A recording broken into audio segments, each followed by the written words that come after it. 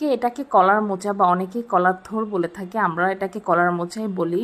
তো এই যে আমার হেল্পিং হ্যান্ড আমাকে খুব সুন্দরভাবে কেটে ধুয়ে দিয়েছে। আমি এবার এটা রান্না করব। তো ফার্স্টে আমি হলুদ লবণ দিয়ে পানিটা ভালোভাবে ফুটিয়ে নিয়েছি। তারপরে মোচার ভিতরে গোটা পেঁয়াজ মরিচ দিয়ে একসাথে ভালোভাবে কিছু সময় এটা সেদ্ধ করে নেব, যে মানে নরম হয়ে আসলে আমি মোচাটা নামিয়ে নিয়েছি। তো নামিয়ে আমি একই পানির ভিতরে কিছু চিংড়ি মাছ অ্যাড করে দিব। আসলে এর ভিতরে চিংড়ি মাছটা দিলে টেস্টটা অনেক বেশি ভালো আসে। তো এই যে আমি কিছু চিংড়ি মাছ দিয়ে সিদ্ধ করে নেবো। আসলে এটা একসাথে সিদ্ধ করলেও হতো, তো আমার মনে ছিল না, এই জন্য আমি এভাবে পরে সিদ্ধ করে সেই পানি সহই আমি এভাবে ব্লেন্ড করে নিয়েছি ঠান্ডা করে। তো আমি কিছুটা রান্না করবো আর বাকিটা আমি ডিপ ফ্রিজ করে রেখে দিব। আসলে এই টাইপের খাবার করাটা ঝামেলা, তো একদিন যদি করে রাখা যায় তাহলে আসলে অনেক দিন যখন মন চাইবে তখন বের করে জাস্ট রান্না করে নিলে হয়ে যাবে। তো আমি সেই ব্লেন্ড করা মোচা তেলের ভিতরে দিয়ে হলুদ লবণ আর লবণ দিয়েছিলাম, আরও সামান্য লবণ আমি দিয়েছি, আর মরিচের গুঁড়া ধনিয়া জিরা দিয়ে যেভাবে ভেজে নিয়েছি, খুবই মজাদার।